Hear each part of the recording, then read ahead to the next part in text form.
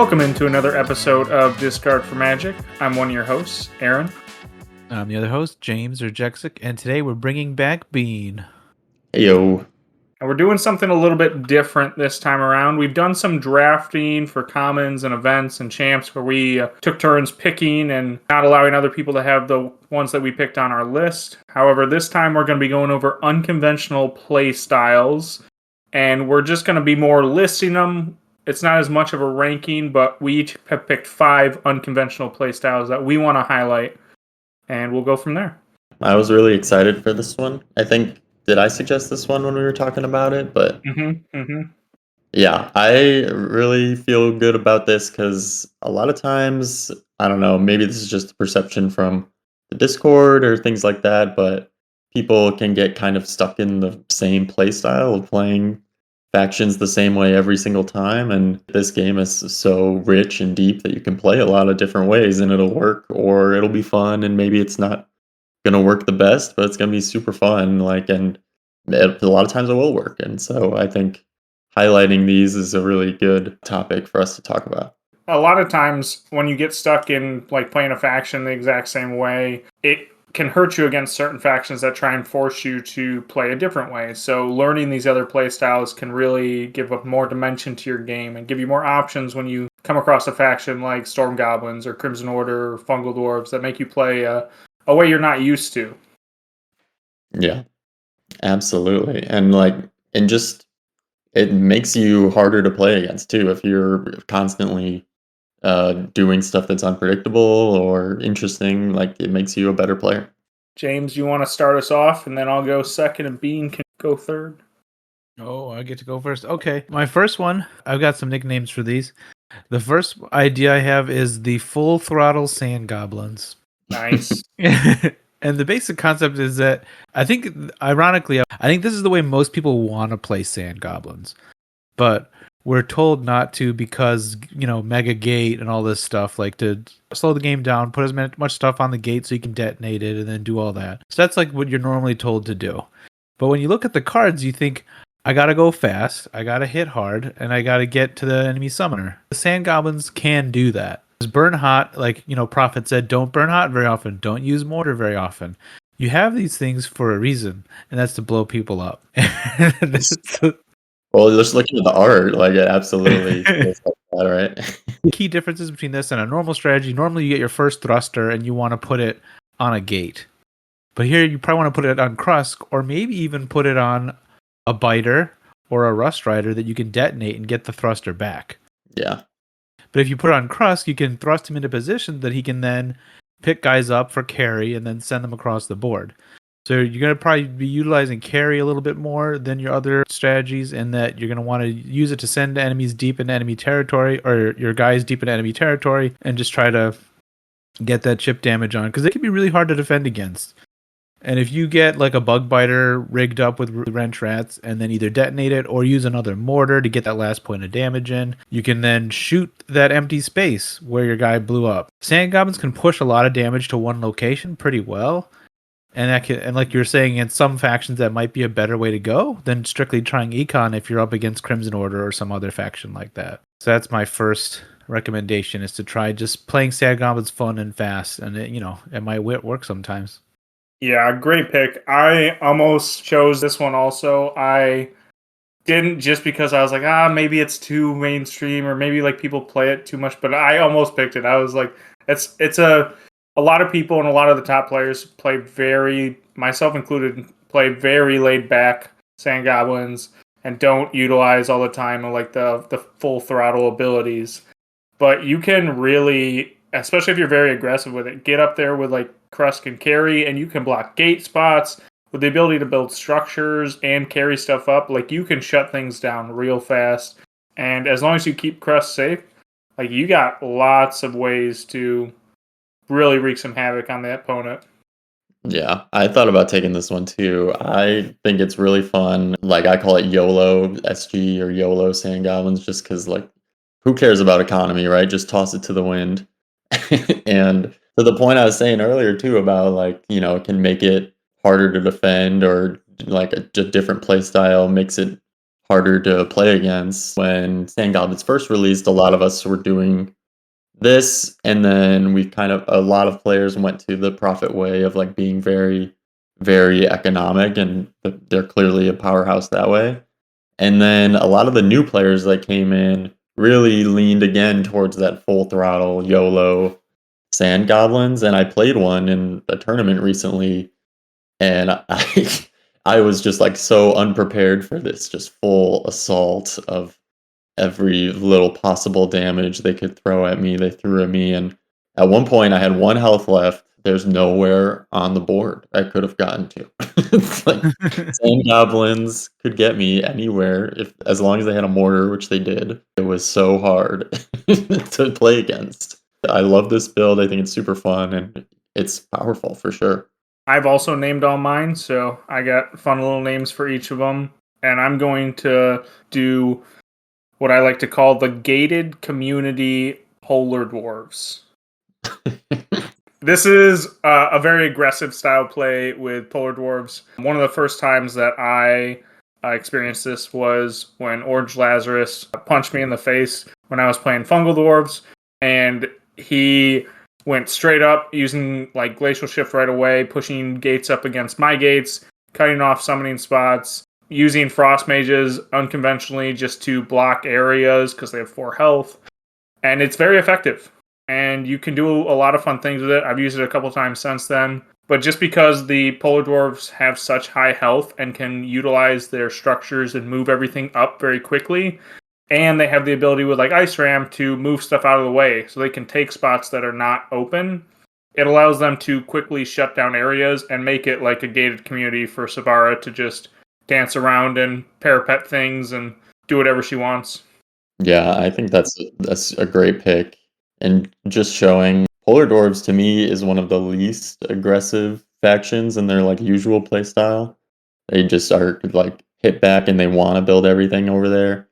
But you can build next to Savara at any point in time. So if she's up there and has all that stuff, like you can build your parapets, you can build your gates, you can build your golems, and just have this, like you're saying, this like total control and a completely different play style. I think that's an awesome one. Yeah, and also even when you build stuff forward, you can then also glacial shift during that same build phase to get it even farther.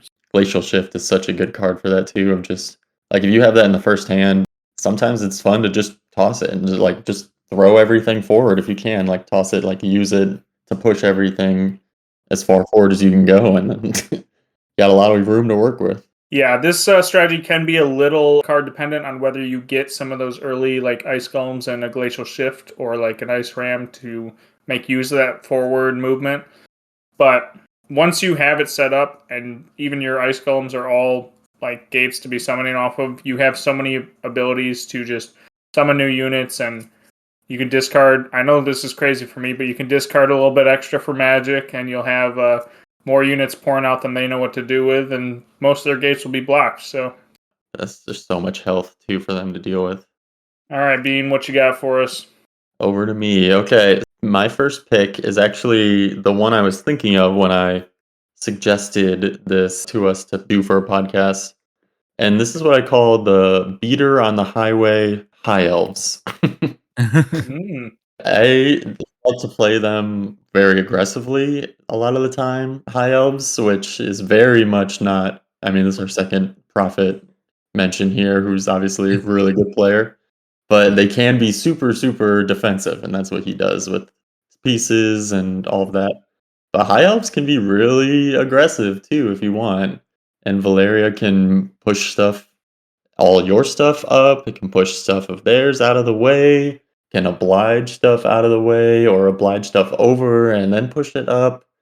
And if you push up there and you have an arbiter of justice who's hitting hard, or you have, and people are gonna laugh, but if you have Titus, Titus is really good in the beater on the highway high elves. And it just feels, I call it that because it doesn't feel like it's meant to do that, high elves, but they have a lot of tools to do it, and so it somehow works, even though it feels like you're fighting against the grain of the high elves strategy a lot of the time. But yeah, you can do a lot of stuff. You can support it with the priests that heal, and things like Sanctity obviously are huge for this.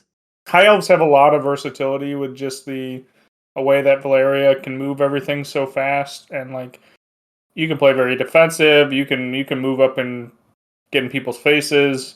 I know you like to use Titus a lot, and that's unconventional sometimes in itself. Well, Titus too, if you're like way up there and you have Titus just on their summoner, then they have to take 2 damage or they have to stay there, and that kind of dictates the playing field a little bit too. I think overall they definitely can be aggressive just because, like you said, they can move stuff out of the way to get to places. Because I think a lot of times I've been playing high elves late, and I'm thinking like, there's got to be some way they can win in a similar way, a scrappy way as like the sand goblins, of like there's got to be some way to get through and push that last damage forward. So if you're already in position, it kind of just creates situations where you can do good things. Yeah, as long as you have Valeria who is healthy and able to do stuff, then you are good to go, basically. All right, James, what's your next one?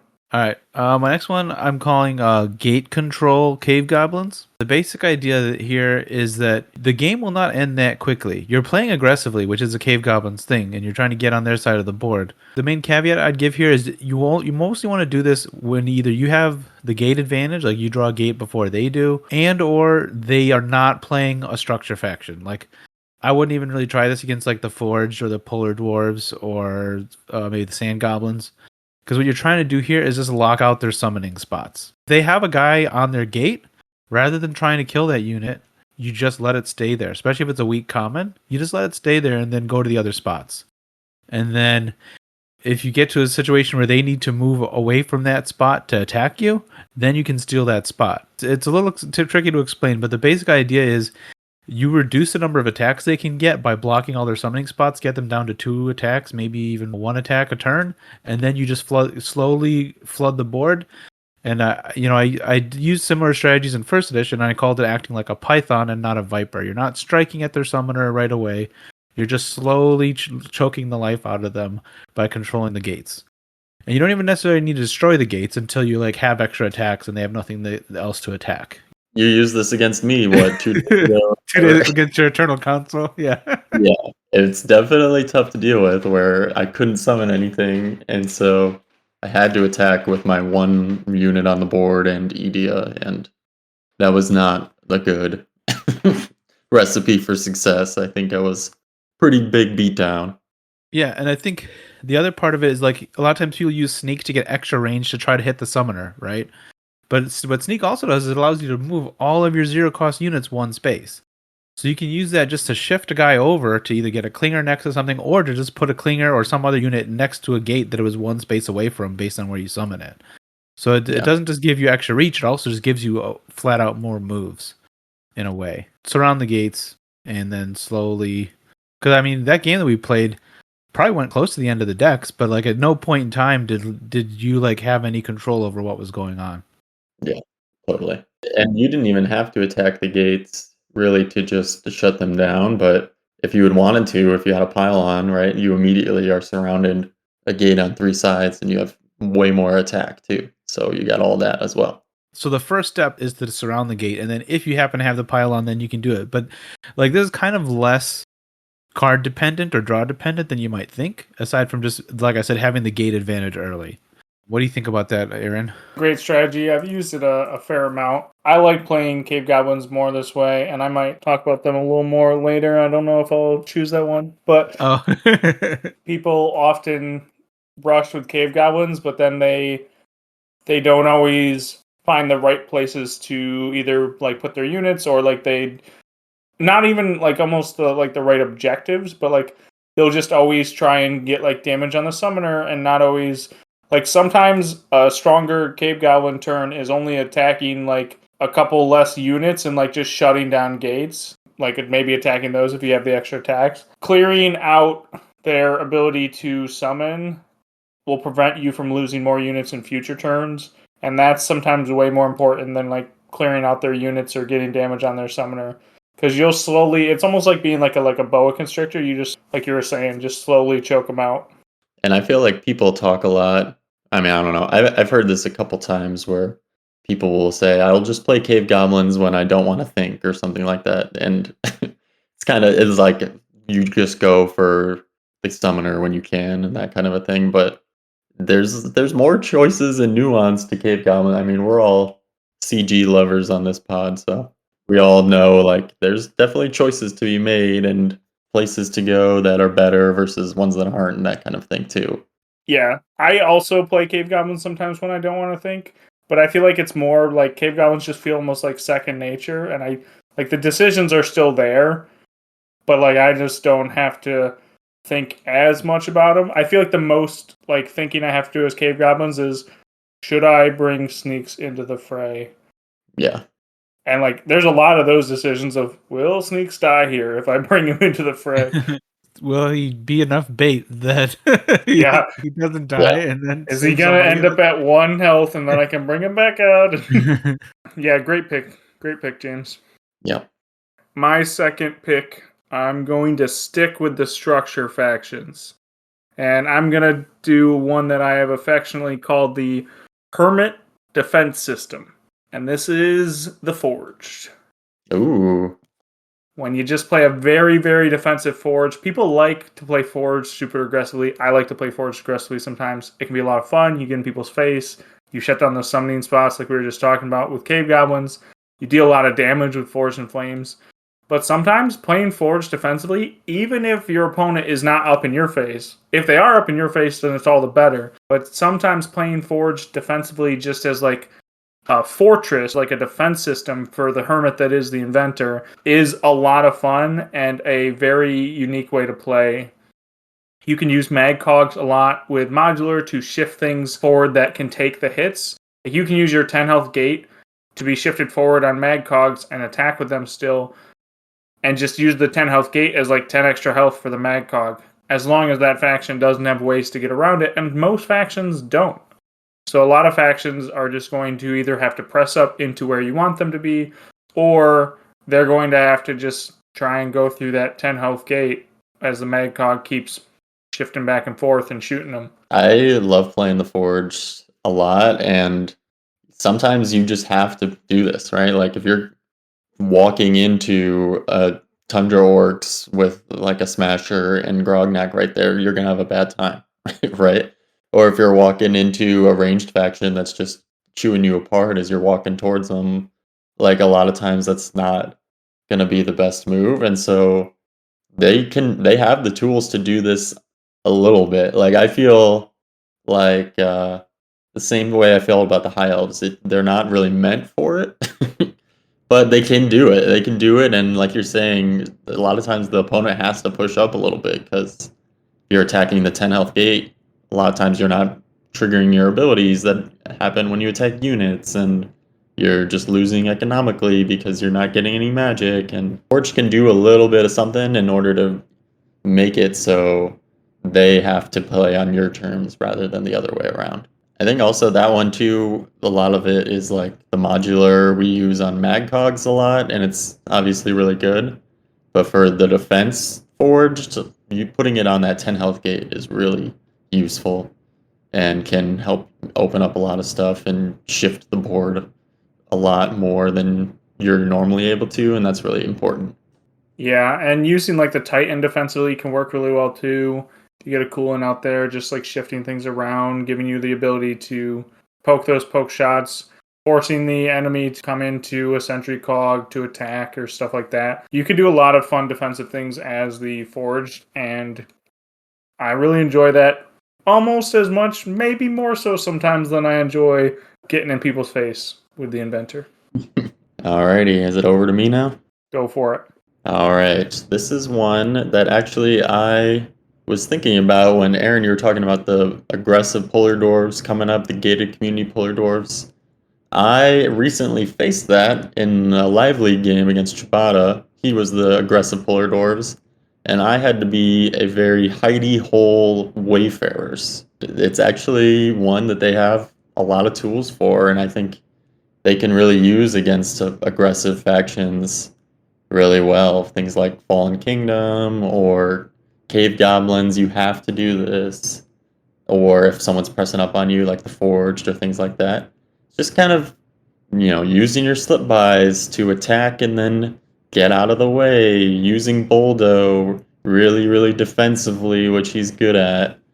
Things like having a rogue attack that's completely safe behind a gate or something like that too is all really, there's a lot of tools that they have to just hang in there and use their mobility not for the full-on aggression that Jexic has made extremely popular and is very, very good at. And they can do that, right? And if you're biding your time, there's no reason you can't just turn on the jets when you see an opening. But they're good at just like keeping the opponent uncomfortable and stretched out and really not able to do what they want to be doing. This is funny because my next one, but I'll do my next one. We'll compare and contrast notes. Oh yeah. Go for it. I was struggling to come up with a name, but I just thought of calling this one the Safety Dance Wayfarers or Safety Dance Celeste. Yeah. The main idea here is that I've talked about it a little bit on stream, but what I call like a safe poke with Celeste. You still want to get some units on your opponent's half of the field, one of them probably being a dancer, and then you use the dancer to either push something into a spot or swap something into a spot that Celeste can hit, or Celeste hits something and then the dancer does the swap with that unit so that an opponent can't really shoot Celeste very safely. So the idea is Celeste is sitting in your back 2 rows, hitting stuff for 5 or 6 dice, and then using dancers to protect her. You still use some of those other tricks like he was saying, like with Slip By and Boldo, but it's again like maybe ultimately you do go for big coup de grace, but the idea is you can play the long game and draw your opponent out by using dancers, and then also you can create a distraction on one side of the board with that, and then if your gate's on the other end, then you can go and try to Seek the Horizon and trigger that so you can keep playing the long game. Dancers are just so good for that. Like, I tend to not use dancers a ton, but then when you do that type of having to be more on your back heels rather than forcing the issue, they're just so good, right? That 5 health. They can help things attack. They can block stuff like you're saying. They can make Celeste attack and be safe. Stop the opponent from moving down too. Just halt their momentum is really nice. Yeah, so to piggyback on those, I also had this one on my list. I have a couple extra, so I'll pick a different one for my turn, but I want to talk about it a little bit. So I call them the House Arrest Wayfarers because Celeste just stays on her side of the battlefield the entire time. But I've had this be very successful with some very strong econ factions. Like I had Shadow Elves, Swamp Orcs both not really allow me to get on the other side of the battlefield, and I've just maneuvered around them and used the rogues and dancers and Baldo, like Bean was talking about, to get those defensive abilities to really maximize your value. And I was in both those games, won one of them, like against some very good players with some very good factions, obviously. It can be done, and people always like assume if you can't get past that midline with Wayfarers that like the game's over, like I can't, doesn't matter, like they stop me from getting past that midline. No, like you can play on your side of the board the entire game and still have a lot of success. Yeah. Yeah. This is one, there's been a lot of talk in the Discord about the Wayfarers and Chosen Grove matchup and how it can be really hard for Wayfarers to just get that 20 health down. This is like the type of matchup like I would like to play it a bunch and just kind of see like if we played really hard to hit Celeste, keep spreading them out really far, like could you last longer than Chosen Grove? Could you take some pot shots when you tried? Like I just had one game that went down to 1 health basically doing it this way, and I want to see kind of if that's a 1 game thing or if that's replicable and that kind of thing, because that's the Chosen Grove's like big weakness, right? Is their lack of mobility, and Wayfarer's biggest strength too. All right, I'll move on to one of my favorite factions, and I'll go with the Full Force Fungal Dwarves. Ooh. So, fungal dwarves are not known for moving fast. They struggle a lot with movement. They often are like an econ faction that people sit in the back or like slowly work their way up to the midfield and just build up that fungal horde to slowly overcome your opponent. And that works really well a lot of the time. But there's certain factions they very much struggle with, and if you're super aggressive off the bat, especially if you have the cards to back it up, you can catch those factions on the back foot and use some of your high health units, your units that hit pretty hard, to try and force a quicker game with some aggression, and it can work out pretty well. You will convert almost 0 carriers to beasts. Like, you won't have a whole lot of that going on. Your engine will be almost non-existent. It still can be very effective. What you need for this is normally a gate or stim shrooms in your opening hand, and then you have to press up very quickly, trying to take space with Koldak and that gate, and get up as close as you can to like take their spots on their gates, and use your beasts to take their spots with carriers.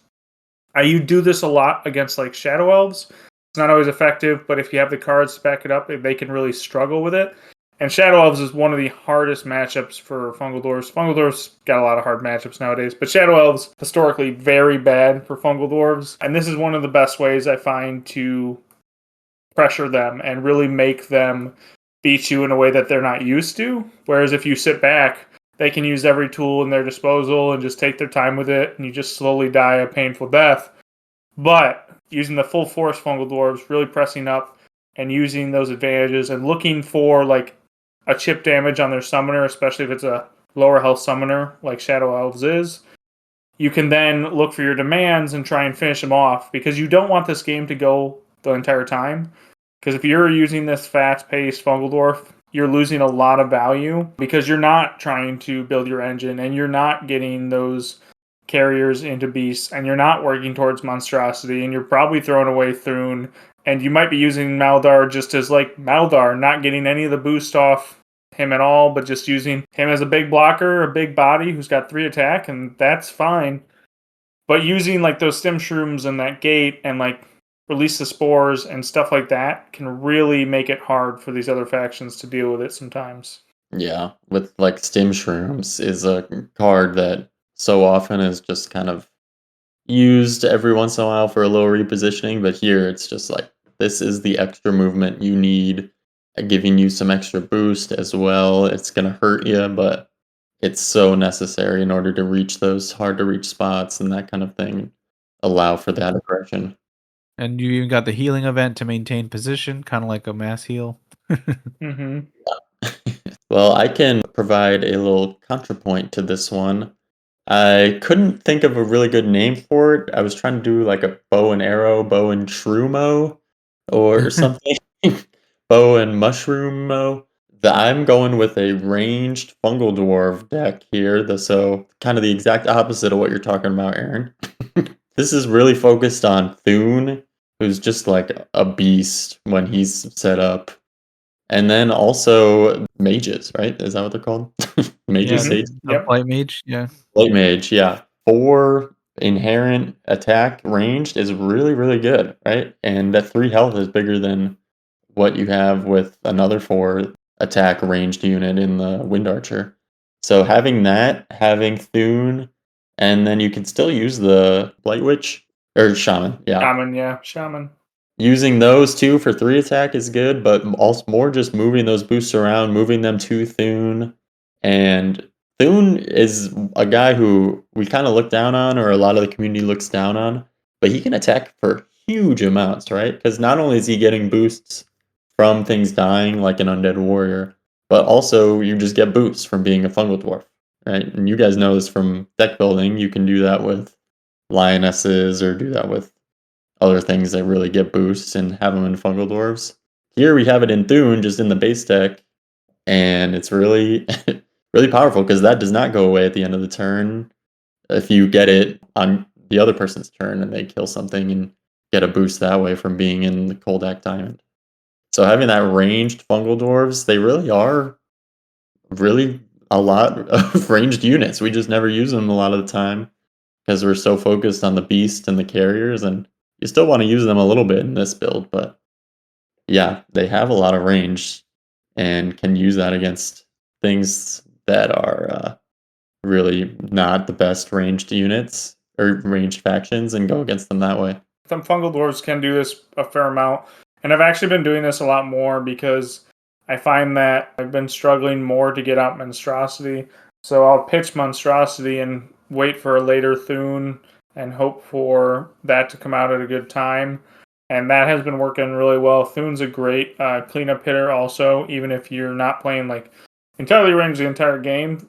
Thune is just underrated and a great cleanup at the end of the game. But they really do have the ranged options to deal with some factions that are ranged. Maybe not like breakers and some of the all range factions, but some of the factions that don't have as many range units, they can definitely be a hard matchup for.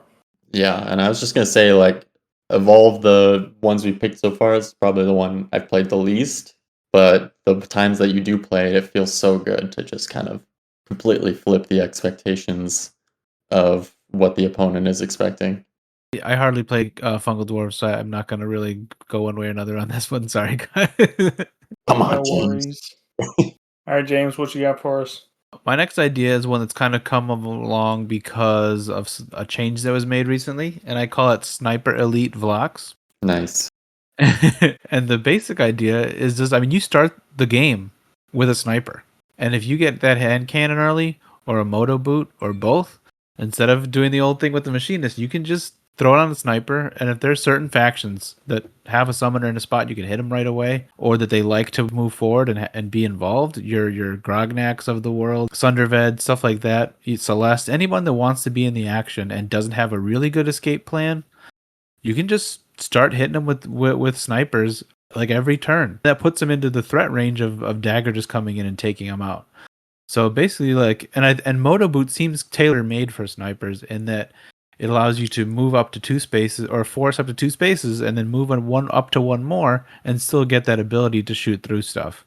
And Vlox can copy that. And the nice thing about that is that Vlox can be pretty safe while copying this. You know, you can copy him. You can be in the back row or at wherever, and just snipe and stuff. Especially with Smoke Bomb, you can get a bit of mileage out of that first sniper or even a second one that you get afterwards. Take pot shots at the summoner at every chance. So I think they don't have as good econ options at range without the old Moto Boot, hand cannon machinist. So I think this is a new thing that people can explore is using them on snipers. Yeah, we talked about this a little bit with the Commons draft about snipers and how just using that ability is really powerful.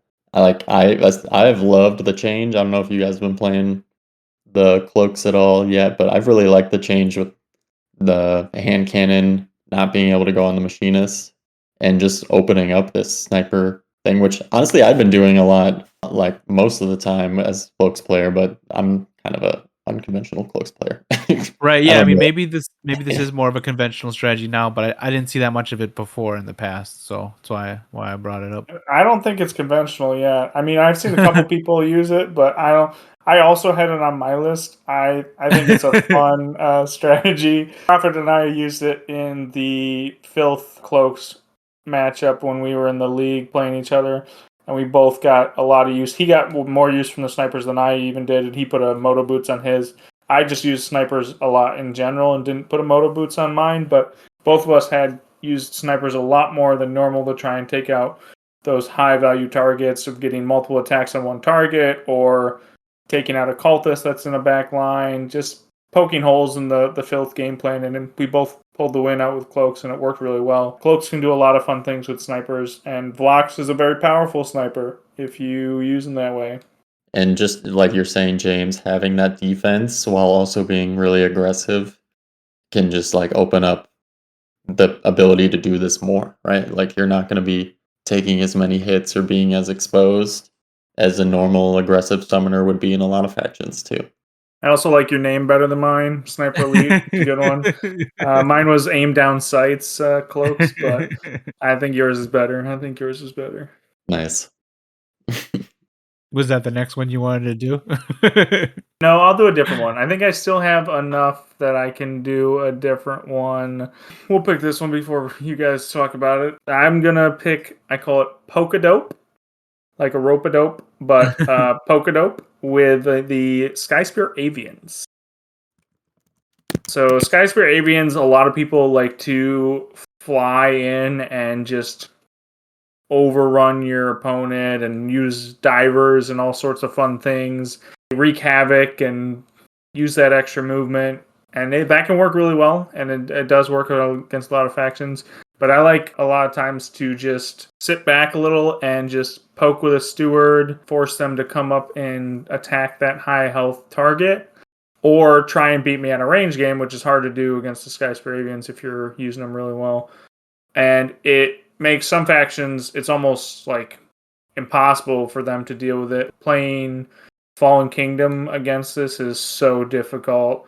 If they just keep this space, Fallen Kingdom struggle to advance on. You're either paying for archers to try and fight back, or you got to make really good use of your blood summons and get really in there. And if you don't find those blood summons, you don't have a whole lot of options.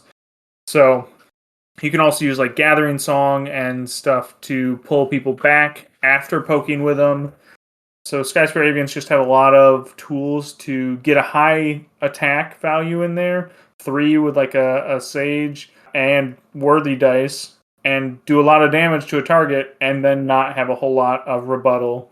Yeah, it's funny you picked this. I was actually thinking, I mean, we talk about conventional and unconventional and how these aren't really set defined terms. I was thinking this is more what I see a lot, and the kind of like dive bomb birds is the less common one, but that kind of just shows how birds are versatile and really a well-designed faction, because they can really effectively both like use both of those strategies. And like you're saying, yours that the polka dope is really good and very, very viable and fun too.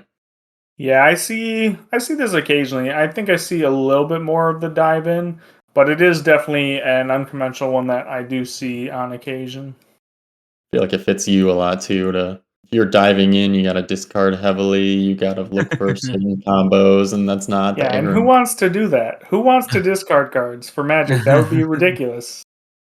You're killing these birds. Put them on the chopping block. I'm going to do one. This is extremely unconventional because it is very much dictated by the opponent and not by myself or the person piloting the Eternal Council. And I'm going to call it Idea du jour. And this is anytime you steal a really cool event and just keeping that the whole game. So I've got some examples that I wrote down here. The one that I've seen the most is Blinding Flare, which is just like impossible. If you're Phoenix Elves and you give Blinding Flare to Edia, like good luck. It's just so hard. Another one is Renewed Hope, Edia. Just having that for forever is really tough. And also as Vanguards, you really want to play Renewed Hope, so it's tough to avoid giving that to Edia. You guys think of any? I've got a bunch written down, but Chant of Weaving is incredible. Yeah, Chant of Weaving, I was just going to say. I haven't seen it a whole lot against me, but I've heard horror stories because it's almost like Renew Hope, but every time they summon next to Edia, it's a boost. It just plays for itself. I did it once on stream. I was like, I guess I just summon 2 guys every turn now. And this is what I did. that was the next one I had written too. Like, that one is so good. Another one that I've had used against me a lot is Island's Might. Ooh. Yeah, that's really good. Especially if she's got Insight up too. You can get 2 attacks with 8 attack. Really Crazy. good. Unrelenting is another brutal one. Unrelenting for sure. Gathering Song you can do. Battle Leader, Willpower, Sting. Volcanic Blast. Volcanic Blast is funny. Yeah. Sacrificial Pyre is a fun one too. Oh yeah, that's a good one. Super I mean, strong. you don't keep it up all game, but you get her down and then she heals for like 8 or something. It's When I'm playing Eternal Council and I see an opponent who just is a faction that has lots of cool events, I'm like, let's go. Here we go. It's so much more fun to have that as an aspect of your game too, and not just be the mega cannon explosion tornado. Although, like, For Glory is a good one too to steal. I've seen happen before also. Oh yeah. Anything from the Vargath is good. Ramming Advance or Battle Leader or Martial Forces, if you can steal that, is good. Yeah, Coordinate. Yeah, Coordinate's a good one. I have not seen an yeah.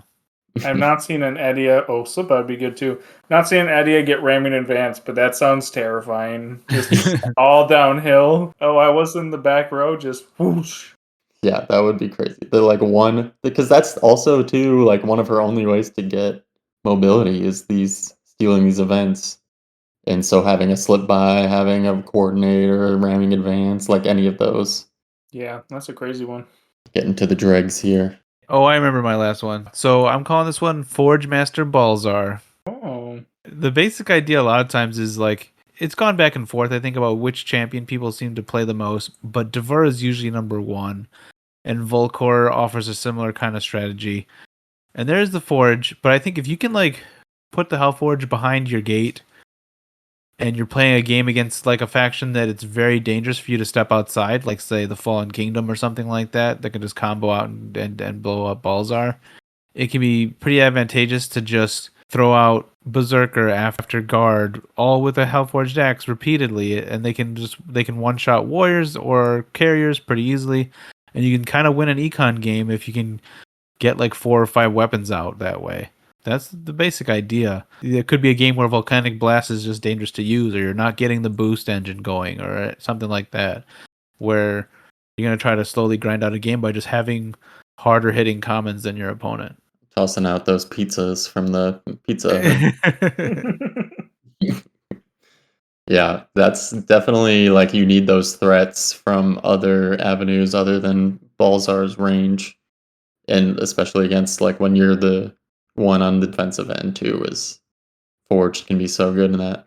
Yeah, or even like using chains on chains to deal with the Spectral Conclave. Sometimes the factions, you just need those sideways attacks, those diagonal attacks. And for the Spectral Conclave, one of the newest factions, you definitely need them so you don't depart all their units, and you can really out econ them if you can use a lot of chains. And so the Forge is very useful for that. I never even thought about that, but just constantly getting chains would be so good in that matchup. All right, my final one. This one's a little bit of a crossover with one that's already been said. James talked about the gate blocking cave goblins, and I have a cave goblin one also. A little less on gate blocking, although I do use that when I need to. But I'm calling it Goblins of Industry. Economic cave goblins. They've discovered an econ. So not many people use cave goblins in a way that they can win the econ game. But if you play it right, you actually can use them fairly well against most factions. It's hard to do against some, like Crimson Order and Fungal Dwarves and a couple others. But most factions, there's a good chance that you can win an econ game with cave goblins. And it's not as difficult as you think. It's not always easy, but it's not as difficult as you think. You still want to use pressure when you can get it. So whether you're blocking gates or getting pressure on their summoner, use that to your advantage when you can. The econ for the cave goblins, like I mentioned a little bit earlier, is almost always Sneak's health and how much you can pull Sneaks back and forth to use that health bar and save your most important units, whether it is the slingers that you're trying to save to get those extra attacks back. And then when you have done this at the right moments, you can then drop that unrelenting and get all those units back. Because that's the other aspect of your econ game with the cave goblins, is you got to use some good unrelenting turns. And then last aspect of it is getting some good Enrage the Horde turns, because you can wipe out the board with Enrage the Horde if you play it right. And getting a couple slingers out for that, and getting some extra zero cost units out for those turns where you can just take down gates, take down units, hit their summoner a couple times. That really puts a lot of pressure on them and allows you to use more of that econ. Because a lot of times when you're winning econ with cave goblins, it's not a straight econ for the most part. You want to have that pressure enough where they're discarding just slightly more than they normally would, and so they have a couple less cards than they normally would, which gives you that chance to win the econ game. Which I don't think most people think about with cave goblins, but I do it a fair amount with the base deck, and I do it even more deck building. It can be a lot of fun. My buddy Davood just had to do a Goblins of Industry during Live League against Nestle in their game, and he was able to beat the Tundra Orcs with Cave Goblins just by outlasting them. It's definitely good. Like, you can do it. And like you're saying, you gotta set it up right with all your events, and you gotta just know exactly how to position and protect your stuff as much as you can. Cave Goblins, very versatile little faction. Yeah, Davood is actually a very well-versed Goblin industry player because they did the same against Vexer's High Elves and in a different tournament and took them out. And that was, and I believe in the Turtle Surprise tournament, and that was pretty incredible to watch also. That kid. He's good. Fuzzy Marmot was saying in Discord a while back, like econ for different factions looks different, right? So like they're not gonna look like the Breakers just hanging back and winning economically that way, but they can outlast a deck just because they're forcing the opponent to like accept that pressure and deal with it in a not super economical way too. I like how both of you guys picked these kind of control aspects of cave goblins, which is not really highlighted or talked about a lot. Yeah, I want to clarify. I actually misspoke. It wasn't Davood. Davood does a great Goblins of Industry, but that game was actually Nestle. Nestle took Vexer's High Elves all the way to the wire and probably could have won on Econ. Both were decked out, but got Valeria before the Econ fully was realized. Nice. Also, Nestle very good, and then had to receive it on the other end in the live league. Should have known better. Should have known better. All right, over to me. Last one. Last one. Take us home. All right, this one. I'm kind of cheating here and I'm kind of grouping two together, but these are two of my favorite factions. And when Aaron was bringing this up earlier, when you go against Storm Goblins, you just have to completely change the way you play, right? These are two factions that on paper look like they would struggle really, really badly against Storm Goblins, but this is the rubber build, defending against that electricity, the rubber build of the Vargath and the Phoenix Elves. And both of them actually have a lot of tools that they can use, play really defensively, but it is one that you have to just really think about, okay, can they get me here? Am I going to take a little damage? Is that okay? With the Vargath, you're able to use Gwen, who's really, really good in this matchup and can stay back and just kind of pick at things because everything's going to be grouped up with Storm Goblins. And doing that little ping damage can be so good. Using Torridin, who's a huge health champion, and able to trample all that stuff that's grouped up too. Using so few units compared to what you normally do, but just having them be really big units who are threatening and powerful. Same thing with Phoenix Elves. You can play really well by teleporting stuff all the way across the board with her ability. You're able to have the champion that when it's attacked, it does 1 damage back every time, makes it so that you can't really attack with the little Volt Swappers. Once again, the Fire Drake is really good, super big, beefy champion that can do damage to a lot of stuff. Like, you just have to change your playstyle completely based on what you would normally do. They're able to do it, and it feels really, really good when you're able to pull it off and beat this matchup that seems like it's so slanted in that way. It's just really, really fun and definitely forces you to play completely different. And that's just what going against Storm Goblins does a lot of the time. And Don't tell Tortugatron. some people enjoy that challenge and some people don't necessarily, and I get it, but I really like seeing all the sides that my decks can do. Yeah, it's decks like Storm Goblins that really force you to play unconventionally and get some different play styles in there. There's definitely some decks like you were talking about that have a rubber aspect to them if you play them a certain way and they can do better than you think. I almost feel like it's cunning decks that almost always make you play differently. It seems like, because if you think back to like Cave Goblins or Wayfarers or Storm Goblins, Different forms of aggression. Cloaks. and the Spectral Conclave too. Yeah. I mean, Yeah. Fallen Kingdom is one for sure too. Yeah, the dark decks also I feel like all make you play a little different. Fallen Kingdom, Fungal Dwarves, Crimson Order. Filth. Yeah. Yeah, Filth. Yeah, Filth does too a lot.